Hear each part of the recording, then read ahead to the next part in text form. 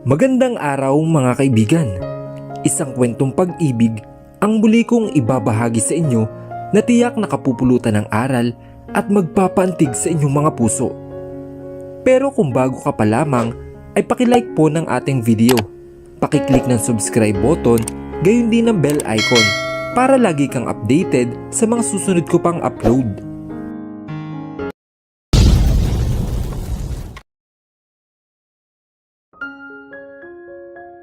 Lagot ka talaga sa akin, Kalia, kapag hindi mo na ipaliwanag ng mabuti ang sinabi mo kanina. Sige, Lisel, pero sasabihin ko sa'yo ng personal. Sagot niya sa kanyang kaibigan. Okay, so pupuntahan kita? O pupunta ka dito sa bahay? Tanong ni Lisel sa kanya. Narinig pa ni Kalia ang paghikab niya. Ako na lang ang pupunta riyan para mabisita ko sila tita at tito. Nandyan naman sila, di ba? Sagot niya sa kaibigan habang nakaupo sa kanyang kama. Ay oo, nandito na silang lahat. Pero alis na yata sila mamaya, kaya bilisan mo na. Sasabihin ko lang sa kanila ngayon na darating ka para hintayin kanila bago sila umalis. Sagot naman ng kaibigan niya at tumango siya bilang pagsang-ayon. Okay din, maliligo lang ako at mag-aayos ng sarili ko. I'll be there in an hour, okay? Nang matapos ang tawag ay tumayo siya mula sa kanyang kama at dumiretso sa kanyang aparador. Naglabas siya ng jeans at sando. Isasara na sana niya ang kanyang aparador nang may pumukaw sa kanyang atensyon. Huminto muna siya saglit, saka humawak para abutin ito. A pen. Ngunit ito ay hindi lamang isang simpleng panulat. Ito ang dahilan kung bakit siya na-inlove kay Angelo. Kaya naman tinago niya iyon. Isa iyon sa kanyang magandang alaala. Nilagyan pa niya ito ng tag, A Pen of Love. Iyon ang nilagay ni Kalia na tatak sa panulat. Nakasulat ito sa parchment paper at sa kanya dinikit sa panulat. Masyado nang matagal mula nung huli niya itong nakita. Ito ang dahilan kung bakit niya nakilala si Angelo at kung bakit niya nagustuhan ang lalaki. Tinitigan niya ito ng matagal habang inaalala ang mga araw kung paano nahulog ang loob niya sa lalaki ng lubusan. Tapos may biglang nag-flashback sa isip niya. Nakaupo lang noon si Kalia sa upuan niya. Nakatingin lang sa paligid at nakikinig sa usapan ng mga kaklase niya at sa mga ginagawa nila. Siya ay nag-iisa. Hindi dahil sa ayaw niya makipag-usap sa kanila o makihulubilo sa kanila, pero dahil ayaw sa kanya ng mga klase niya. Dahil sa itsura niya. Oo, mayaman talaga siya. Nasa kanya na ang lahat na bagay na hihilingin ng isang tao. Kayamanan, pera, talino, magagandang damit at pagkain. Pero nerd siya. Nakasuot siya ng malaking eyeglasses, maluwag na uniforme, may braces at medyo hindi maganda ang buhok niya at tinali niya ang buhok ng nakabraid. Parang isang typical na nerd na nag-exist sa school nila. Kaya kahit gaano pa siya kayaman ay wala silang interes sa kanya dahil sa kanyang hitsura. Kinakausap nila siya, ngunit kapag humingi lamang sila ng mga sagot sa mga takdang aralin o aktibidad, maliban doon ay wala na. Pero nasanay na siya. Simula nung elementarya siya ay ganun na ang trato sa kanya ng mga klase niya, kaya hindi na ito bago sa kanya. Pero isang araw ay may lumapit sa kanya at nakipagkaibigan. Si Lisel. Sa lahat ng kaklase niya, si Lisel lang ang may lakas ng loob na kausapin siya. Transfer student si Lisel dahil galing itong Amerika. Pero nung bumalik ang mga gulang nito sa Pilipinas, ay sumama ito sa kanila at nagpas siya na dito na ipagpatuloy ang kanyang pag-aaral.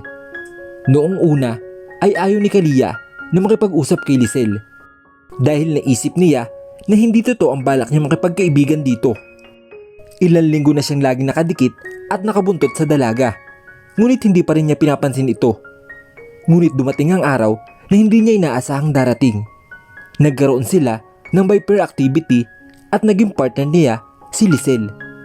Doon nagsimula ang kanilang pagkakaibigan. Back to her pen of love. Right after Lisel transfer from her school, weeks later, may nag-transfer din na student. And that is Angelo. Right after Angelo, transferred to her school. Nakuha agad nito ang puso ni Kalia. Unang tingin pa lang niya sa lalaki at pagtitig sa kanya ay agad itong natumba at parang nawawala sa katinuan kapag nakikita niya itong nakangiti minsan, ngunit hindi para sa kanya. Kung minsan ay nakakasalubong niya si Angelo sa koridor ng kanilang paaralan. Nahihiya siyang tumingin sa lalaki. Wala siyang lakas ng loob na tingnan ito o maghay man lang dahil baka hindi lang siya pansin ni Angelo at mapahiya siya. Nakatitig lang siya dito sa malayo at nasiyahan na siya doon. Hindi man siya nito pinapansin ay ayos lang. Tanging ang matamis ng ngiti nito at ang mapupulang labi nito ang nakikita niya. Masaya at kontento na siya. At dumating ang araw na hindi niya inaasahan na may mangyayaring espesyal sa kanya. Sa isang event sa kanilang paaralan ay napagdesisyonan ng kanilang klase na gumawa ng palabas tungkol sa isang lalaking na in love sa isang nerd. Ang palabas na gagawin nila ay para sa isang kompetisyon at ang kanilang mga kaklase ay nagpasya na italaga siya bilang pangunahing babaeng karakter. Tumanggi siya noong una, ngunit nang sabihin ng kanyang kaklase na si Angelo ang magiging pangunahing milid, bigla siyang nakaramdam ng excitement at sumagot ng oo na hindi man lang nagdadalawang isip. Hindi alam ng mga klase niya na crush niya si Angelo noong mga panahong iyon. Itinago niya ito para sa kanyang sarili. Kahit si Lisel ay hindi alam habang itinatago niya rin ito sa kanya. Tumanggi din si Angelo noong una at nakita niya ito. Nakita niya rin kung paano siya pilit na kumbinsihin ng mga klase niya. Napakaraming bagay ang ginawa nila para sabihin niya na oo at ginawa niya iyon at nagbibigay ito ng pag-asa kay Kalia. Naisip niya na baka ito na ang paraan ng tadhana para makakilala nila ang isa't isa. Tadhana na ang gumagawa ng sariling paraan para maging close sila. Kaya siguradong hindi nito sasayangin ang ganoong pagkakataong ibinigay sa kaniya. Sa paggawa ng kanilang palabas ay may ilang pagkakataon na eksenang nagpapabaliw kay Kalia at Angelo. Magkahawak kamay sila. Hinilikan ni Angelo ang pising niya. Binigyan siya ni Angelo ng back hug at binuhat pa siya sa likod nito. Tuwang-tuwa si Kalia at para siyang nasa heaven na mangyari iyon. Pero syempre, sa pelikula lang ginagawa ang lahat ng yon. Ngunit sa katotohanan, ito ay ibang-iba. Ibang-iba sa bagay na iniisip at inaasahan niya. Hindi siya kinakausap ni Angelo, ni hindi man lang hinahawakan ang kanyang mga kamay. Hindi siya niyayakap pabalik. Hindi siya binubuhat nito sa kanyang likod. At mas masahol pa ay hindi ito nagbibigay ng isang sulyap lamang. Iyan ang katotohanan. Kaya pinilit niya ang sarili at ang kanyang puso. Nakalimutan si Angelo. Sobrang nasaktan siya sa desisyon niyang iyon. Iniiwasan niya ang mga bagay na magbibigay ng anumang damdamin sa lalaki. Epektibo ito noong una. Ngunit bumalik ulit ang kanyang damdamin at nahulog siya ng husto sa lalaki dahil sa ginawa nito. Doon nagsimula ang kwento sa likod ng Pen of Love. At ang kwento sa likod ng panulat ng pag-ibig ay noong wala siyang panulat na magagamit. Dahil naiwan niya ito sa kanilang bahay at may pipirman sana siya para sa kanilang kompetisyon. Hindi niya alam na nasa likod niya pala si Angelo. Then she felt someone tap her shoulder. When she turned to face the man, that's when she saw Angelo very close to her. Biglang bumilis ang tibok ng puso niya na para bang hinahabol siya. Hindi niya maipaliwanag ang kanyang nararamdaman sa mga oras na iyon. Akala niya ay wala na siyang nararamdaman para sa lalaki. Saka siya kumurap ng 2 beses na may pinakita sa kanya si Angelo ng panulat. Nahihirapan siya kung tatanggapin niya ito o hindi. Kunin mo na, Kalia, para mapirmahan mo ang papel. Marami pa rin naghihintay, sabi ni Angelo, dahilan para kunin niya sa kamay nito ang panulat. Saka pinirmahan ang papel. Tumingin siya sa gilid at humarap siya sa lalaki para ibalik ang panulat dito. Ngunit nakita niya na pinipirmahan ni Angelo ang papel. Nang matapos siya, iaabot na sana niya ang panulat. Sa'yo na yan, Kalia. I have tons of it at home. Salamat nga pala at bumayag kang maging partner ko. Biglang hinalikan ni Angelo ang pisngi ni Kalia at saka ito umalis. Doon nagsimulang bumalik ang lahat at ang kanyang nararamdaman para kay Angelo. And she feel very hard on that time. Napabuntong hininga si Kalia nang maalala niya ang mga alaalang iyon. Mga kalahating oras na naligo si Kalia bago siya tuluyang magpasya na lumabas. Hindi rin niya alam kung bakit siya ganun katagal sa banyo niya. Ang alam lang niya ay sa sobrang sarap ng agos ng tubig sa katawan niya, kaya ayaw niyang mahiwalay dito. Napaka-refresh ng tubig at nare-refresh ito sa buong sistema niya. Naiinip na siguro ang kaibigan niya sa paghintay ngayon at nagtataka siguro kung bakit hanggang ngayon ay hindi pa siya nakakarating. Panigurado nagmamaktol na ito siguro. Knowing her friend Lizelle, kapag mayroon talagang pahiwatig ng anumang balita na maaaring makatawag ng kanyang pansin, tiyak na maatat siya dito at hindi titigil sa pagtatanong hanggang sa makuha niyang sagot na kailangan. Hindi naman ganun kalayo ang bahay nila kina Lizelle. Mga 15 minutong biyahe ay malamang naubos na ng oras bago makarating sa kanyang bahay. Pagkalabas niya ng kanyang banyo ay tumunog ang kanyang cellphone. Dali-dali niya itong pinuntahan sa mesa katabi ng kanyang kama at inikot niya ang kanyang mga mata at nang makita nito kung sino ang tumatawag, si Lizelle. Kalia, almost 1 hour na at wala ka pa rin. Natulog ka pa ba muna bago naligo? Napamulat siya ng mga mata na marinig ang pagmamaktol ng kaibigan si Lizelle kung gaano siya katagal makarating sa kanilang bahay. Natawa siya sa sinabi nito. Katatapos ko lang maligo. Simpleng sagot niya sa kanyang kaibigan. Ano Kalia? Paano ka ba maligo at humugugol na maraming oras sa banyo mo? May ritual ka ba sa loob? Tinuya siya ni Lizelle. Yes, I did ritual nails. To be exact, don't be such an OA Lizelle. At huwag ka ring sumimangot, lalo kang pumapangit. Natawa siya sa kanyang kaibigan. Hindi niya makita ang reaksyon nito pero alam niya medyo naasar ang kaibigan niya kanina.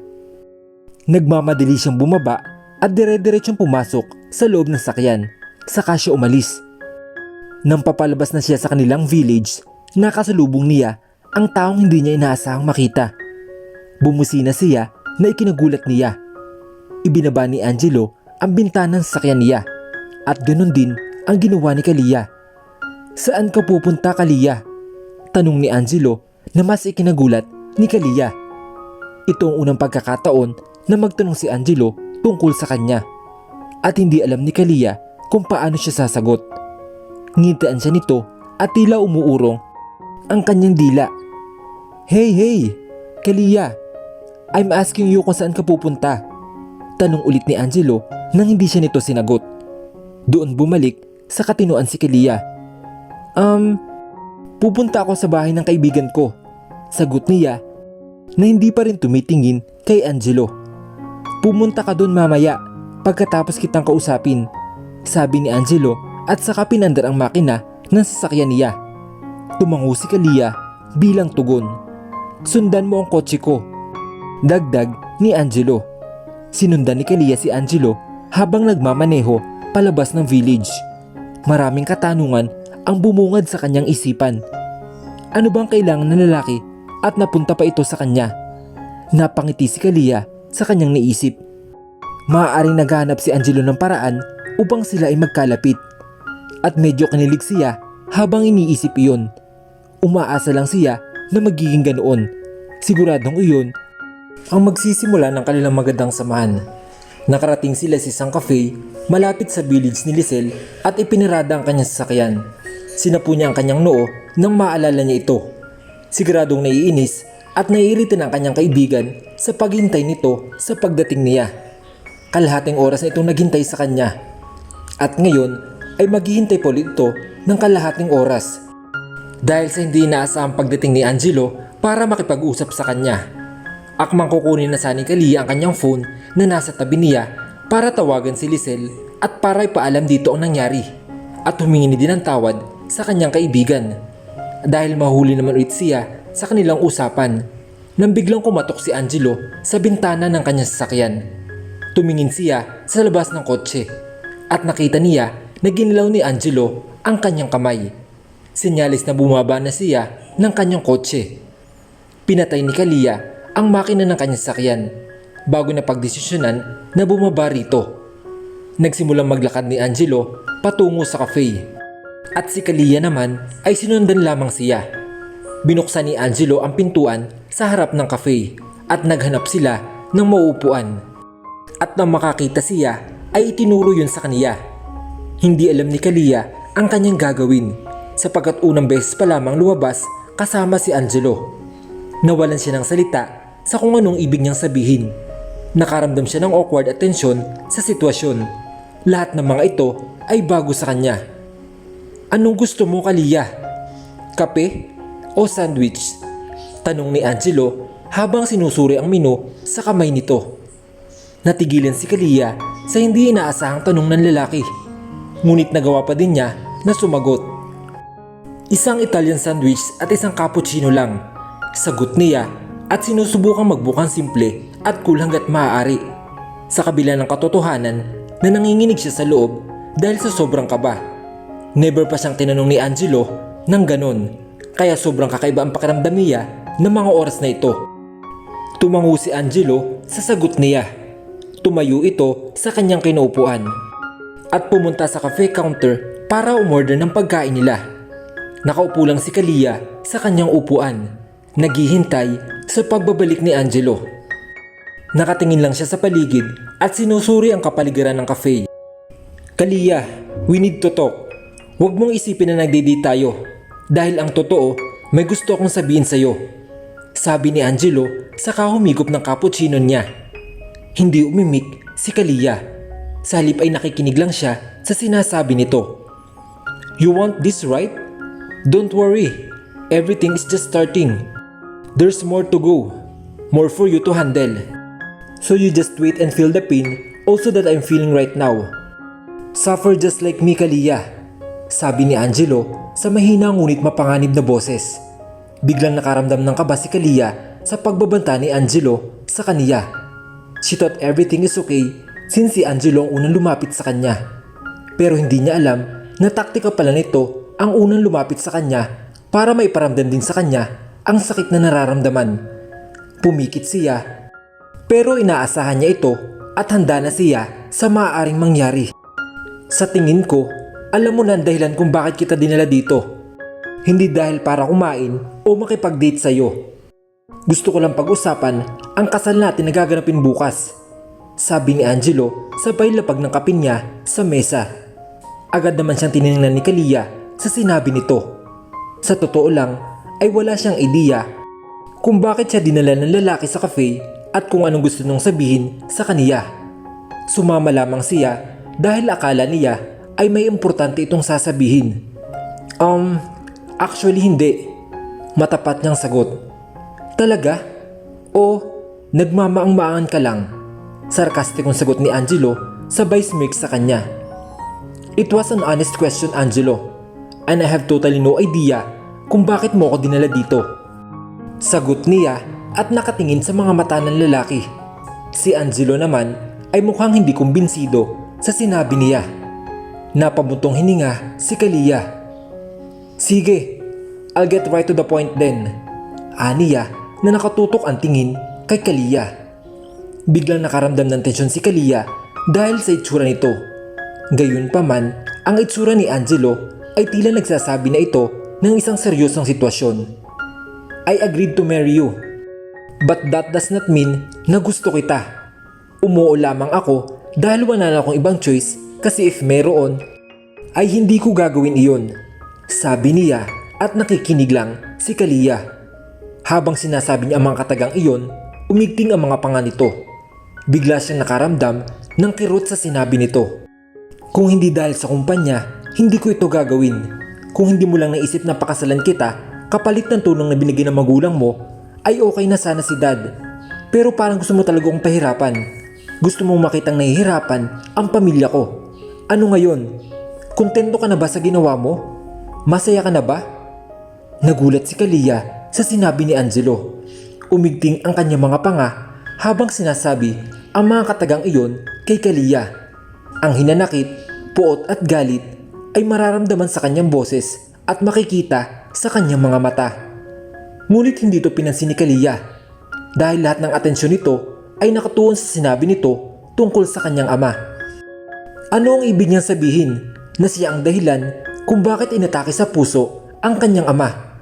Anong ibig mong sabihin na ako ang dahilan ng pag-atake sa puso ni Uncle? Okay na ba siya ngayon? Wala namang nangyaring seryoso sa kanya, di ba? Oh my God! Hindi makapaniwalang tanong niya na may halong pag-alala. Pero parang hindi makapaniwala si Angelo sa kaniya.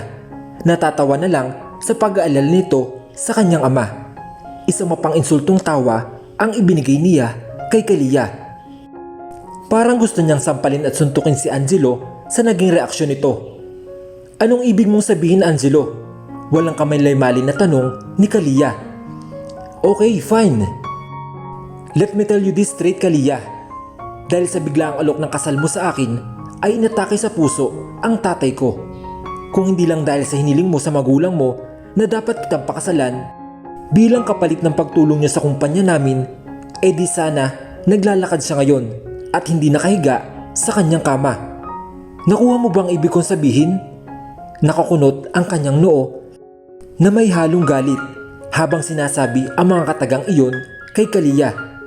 At mukhang hindi naiintindihan ni Kalia kung bakit patuloy na pinagpipilitan ni Angelo na siya nag-request sa kanyang mga magulang na pakasalan siya nito. Kahit hindi naman niya talaga ito hiniling sa mga magulang niya. Sinabi lang sa kanya ng kanyang mga magulang ang balita. The day before the meeting happened. At kung umpisa pa lang ay nalaman niya ng kapalit ng kasal ay ang tulong ng mga magulang niya sa kumpanya ni Angelo, hindi din siya papayag. Pero huli na at masyado nakakalungkot at mali para sa kanya ngayon na umatras sa kontrata. Ang pag-iisip tungkol sa sitwasyon ay magdudulot ng mas malaking problema. I told you, Angelo, I did not ask my parents about the marriage. I completely know nothing about this. They just told me the night before the meeting with the board of directors which happened the last time. I completely know nothing. Dinipensa ni Kalia ang sarili sa akusasyon ni Angelo. Talagang wala siyang idea tungkol sa kasal nila. Ngunit parang ayaw maniwala ni Angelo sa lahat ng bagay. Bawat pagpapaliwanag niya ay hindi ito naniniwala. Umiling si Angelo at pilit na hindi nakumbinsi ang sarili sa sinabi ni Kalia. You should cut the crap, Kalia. Hindi mo ako mauuto sa mga salita mo. Kilala kita. Alam ko na pinlano mo na ang lahat ng ito. Dahil alam mong hindi ako magiging sayo. Kaya desperado kang gumawa ng desisyon at humingi ng tulong sa mga magulang mo. Magkaibigan niya ang parents mo at parents ko. Pero hindi ko pa din lubos na maintindihan kung bakit sila hingi ng kasal bilang kapalit. That is so absurd, right? Unless you requested it to them. That would make up the idea. Exaggerated na sabi ni Angelo habang patuloy pa rin sa pagpipilit tungkol sa kasal nila. That's a complete nonsense, Angelo. Hindi ko alam ang mga sinasabi mo. Ano ba? Siguro nga kilala mo ako, pero hindi mo talaga kilala kung ano talaga ang pagkatao ko. Pero nagsasalita ka na parang alam mo na ang lahat. And yes, gusto ko talaga na maikasal sa'yo. I've dreamed of it simula nung unang pagkita ko sa'yo. Buong buhay ko, ang gusto ko lang ay makasama ka habang buhay. Pero hindi ako ganun kadesperado para hingin sa magulang ko ang ganung bagay. Kasi kung gugustuhin ko ay matagal ko nang ginawa. At wag na wag mo akong sisisihin kung bakit inatake sa puso si Uncle. Kung hindi dahil sa ginawa mong pag-iwan sa akin sa simbahan, ay hindi ito mangyayari sa kanya. Ikaw ang isang dahilan kung bakit ito nangyari sa kanya, Angelo. Hindi ako. Galit na sagot niya sa paratang sa kanya ng lalaki. She tried so hard to not answer Angelo accusations towards her. Pinigilan niya ang sarili na sagutin siya. Pero parang medyo sumobra at out of the line yung sinabi ni Angelo kanina. Siya rin ang sinisisi nito sa nangyari sa kanyang ama. At habang sinasabi niya ito sa lalaki, ay isa-isang pumatak ang mga luha niya sa kanyang mga mata. Hindi na niya kinaya ang mga paratang sa kanya ng lalaki. Iyak siya ng iyak habang sinasabi ang mga katagang iyon kay Angelo at ipinagtatanggol niya ang kanyang sarili. Mabuting tao si Kalia. Kahit sa mga simpleng bagay, na magdudulot sa kanya ng sakit ay madali siyang umiyak. Huwag mong subukang magmukhang kaawa-awa sa harap ko, Kalia. Hindi yan uubra sa akin. At huwag mo akong sisihin dahil sa nangyari sa tatay ko. Kung hindi dahil sa iyo, hindi ako tumakas. At kung hindi ako umalis sa simbahan, ay hindi mangyayari iyon sa kanya. So ngayon, sino ang may kasalanan? Ako pa rin ba, Kalia? Hindi makapaniwala si Kalia sa narinig mula sa lalaki. Para talagang kumbinsido ang lalaki sa sarili nitong paniniwala at ayaw talagang maniwala sa mga sinasabi at rason niya. At nakikita sa kanyang mga mata na handa itong ipaglaban ang sarili niya. Tumayo siya sa kinaupuan niya, saka naglakad papunta kay Angelo. Nakatayo siya sa harap niya. Puno pa rin ng luha ang kanyang mga mata. Angelo just looked at her from its very famous looks towards her. Walang emosyon. Hindi na niya kaya. Nagulat si Angelo sa sumunod na ginawa niya. Sinampal ni Kalia si Angelo sa kanyang mukha. Mukhang nabigla si Angelo sa kanyang ginawa at hindi siya nakapagsalita. Sabihin mo kung anong gusto mong sabihin. Paniwalaan mo ang lahat ng gusto mong paniwalaan at hindi kita pipigilan sa ngayon. Hindi ko ipagpipilitan ang mga rason ko sa iyo. Dahil alam kong kahit anong gawin at sabihin ko, hindi ka maniniwala sa akin. Judge me all you want, Angelo. As fuck as I care. Maghanap ka ng mapapakasalan mo. Wag ako, Angelo. Wag ako. Hindi pa man makatugon si Angelo sa kanyang pagsampal at sa kanyang sinabi, ay iniwan niya ito sa loob ng cafe. Lubos na nabigla si Angelo sa sitwasyon at hindi makapaniwala. Ito na ba ang simula ng pagiging matatag ni Kalia sa pagdidesisyon at hindi na magpapadala kay Angelo sa mga sinasabi nito? Paano haharapin ni Angelo ang problema na kakaharapin niya, lalo na ng kanilang kumpanya? Ano ang naghihintay na kapalaran sa buhay ni Kalia? Sabay-sabay po nating tunghayan sa susunod na kabanata ng ating kwento. Hanggang sa muli, mga kaibigan. Paalam!